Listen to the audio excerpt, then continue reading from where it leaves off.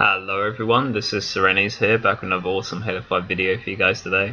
I'm very excited to bring out my fourth installment of the Champion free-for-all gameplays for the winter season today, guys. And I got a Plaza free-for-all here against some good players, matching up against TATTO0 in this gameplay, who was a bit of an alternate sweat with a 40 to 50% win ratio in free-for-all. Also matching up against Culikitacaa, who was another sort of alternate sweat and was decent in this gameplay. And Jonan One was another player that had the champion rank, and in this gameplay TATTO0 and Culikitacaa had quite high CSRs as well, and they were nearly at the champion CSR at this point. This was maybe like 6 or 7 days into the November season, so I think the champion rate at this point to get it was about just over 2,000, 2,100, so the Onyx CSR was a little bit higher than it would be at the start to get a champion in free-for-all. So matching up against those players, also a Drain Baby and SupersonicFlyby was another were the other players in this gameplay, as well as myself on Yum form. So we haven't seen Plaza free-for-all for a while, guys, and I'm reloading it here because the names didn't load in quite how I wanted it to, so I'm sorry about that. But as I was saying, we haven't seen Plaza free-for-all for a while, so I'm just going to go over spawns briefly again and just sort of talk about the things to sort of observe for Plaza free-for-all. I think the last time we saw it on my channel actually was the Captain Anarchy matchup, which, funnily enough, is the game that I was most happy with getting in this season. That's sort of like the special one. I uploaded that before any of these, but that was the gameplay that was actually like, if I'd uploaded that with this series, it would have been episode 9. But what I'm going to do is I'm going to upload the other 9 episodes that I had, which you haven't seen yet, including this one that's coming out today, as part of a playlist, and then I'll add the Captain Anarchy one together with these ones because they were all from the same season. So just to kind of clarify that. So Plaza free-for-all again today, so we see someone in yard in the sort of elevator thing there. Someone spawned an overshield, which is Culikitacaa. I spawned bottom snipe.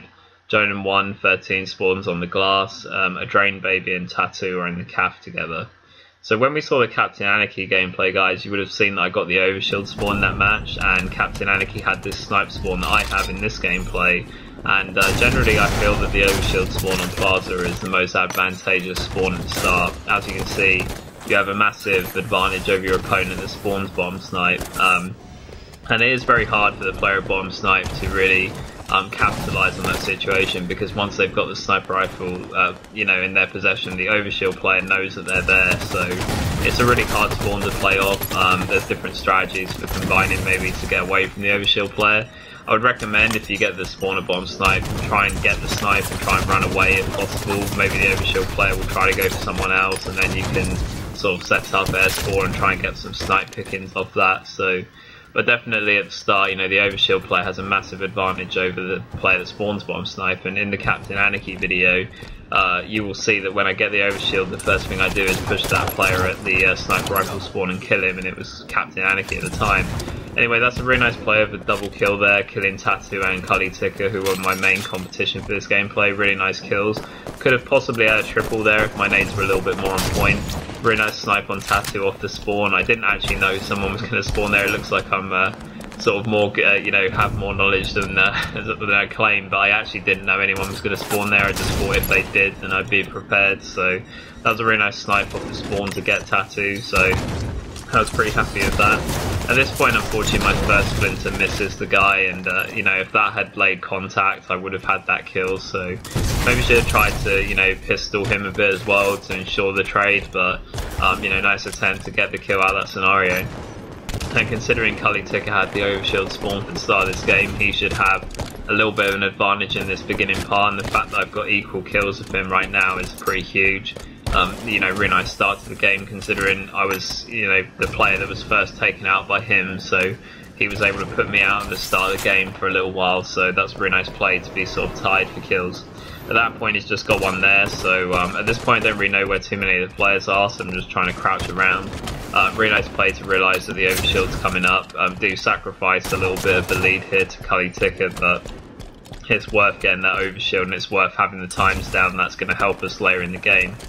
even if you don't really do a lot of the overshield, it's a really great play to be able to grab it anyway to take it away from the other players, because any advantages that you rob of other people in free-for-all is going to really project you a long way. So you know, it's a bit of a shame I don't really get too many kills with it here. I think I only get this one on a Train Baby actually before dying, so that's a bit annoying that I did die like that, because when you have an overshield you want to get like 2 or 3 kills, I would say, but like I said, you know, it's important that you get the time down, and it's also important that you take it away from the other players anyway, so but should have capitalised more on that situation, because Culikitacaa is running away a bit now, and I have to sort of make good on the fact, you know, really going after him.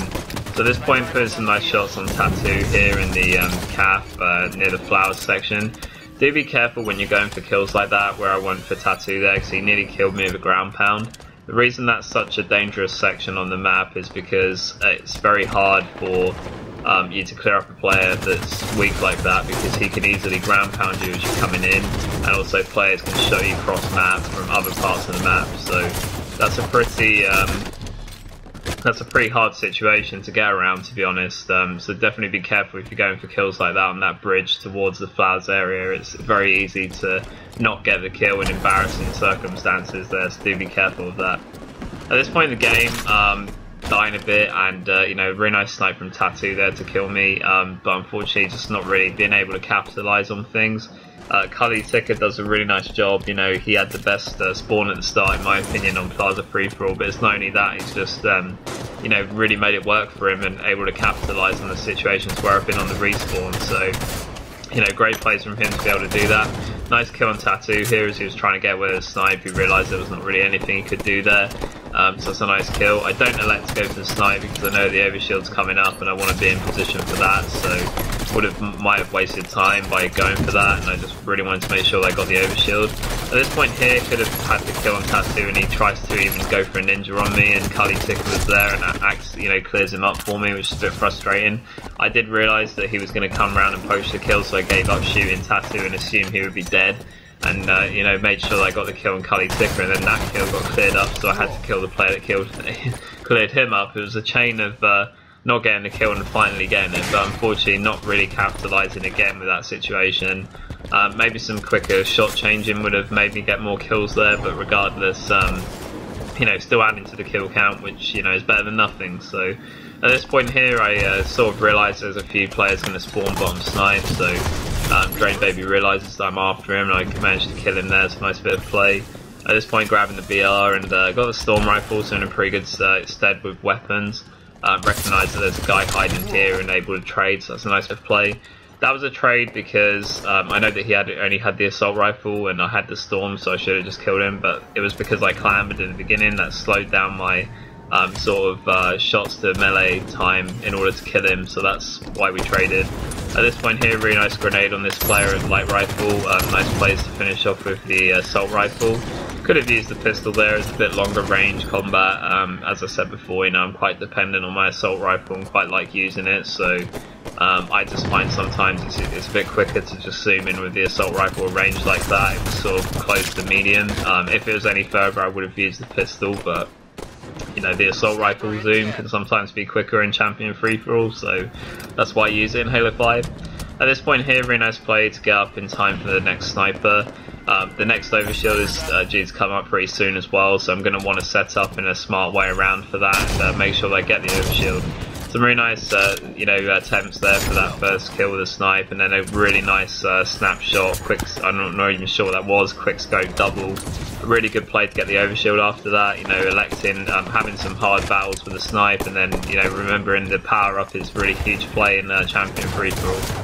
At this point, I'm not sure about the decision of what I did with the overshield, however, I felt that maybe if I'd stayed in top mid with it, like I tried to, stayed on the sort of canopy, I could have got back up to best 4 and, you know, maybe dominated with the snipe and overshield up there.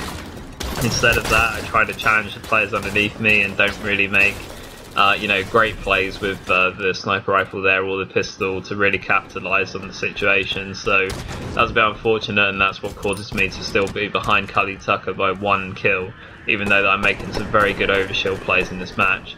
But as I said before, you know, having the overshield timed down is going to really help me on later in the game, and that's going to be the main important factor for winning. So definitely is good that I'm keeping a close, you know, sort of point lead, if you like. I've just taken a point lead off Culikitacaa now, so I'm keeping up with him, and I have the advantage over him that I know when the next OV is coming up, so that's going to be important this last part of the game.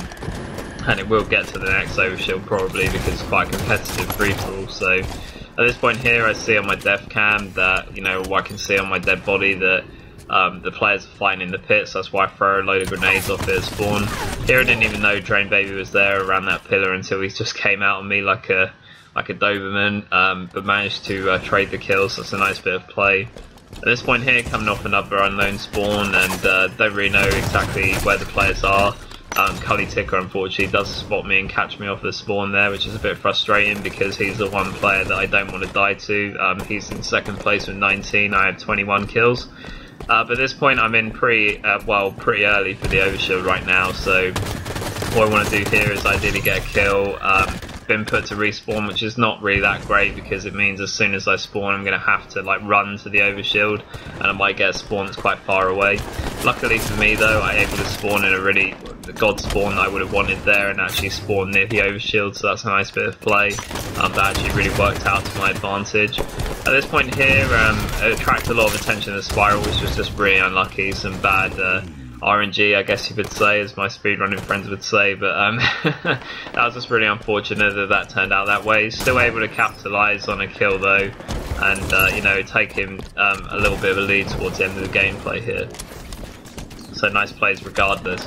At this point looking to finish off the game, so just going to try and find this player that was at Snipe Stairs. He runs a bit further than I expected, so able to find him running off there, and just going to try and finish off the champion free-for-all now, guys. At this point here, TATTO0 tries to sort of come back a little bit at the end, gets a nice double, but I'm able to finish the game really successfully. And that's a nice end to this champion free-for-all, guys, and I really hope you enjoyed this gameplay against some pretty good players. So back with some more awesome content next time, guys. Really looking forward to the next episodes, actually. This was Serenity's, guys, and I'll see you next time. Bye, guys.